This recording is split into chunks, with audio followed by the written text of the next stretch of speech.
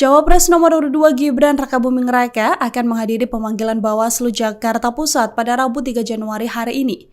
Gibran bersikeras mendatangi panggilan Bawaslu Jakpus dan nantinya ditemani oleh ex-pimpinan Bawaslu Republik Indonesia.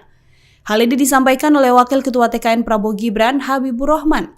Menurut Habibur Rahman, Gibran ngotot untuk menghadiri pemanggilan Bawaslu Jakpus. Pihaknya menerima surat panggilan yang dikirimkan Bawaslu Jakpus pada Selasa pukul 17.35 waktu Indonesia Barat. Dalam surat tersebut, Gibran direncanakan akan dipanggil ulang pada 13.00 waktu Indonesia Barat, Rabu 3 Januari hari ini. Habibur Rahman menyampaikan bahwa sedianya surat tersebut tidak memenuhi unsur panggilan.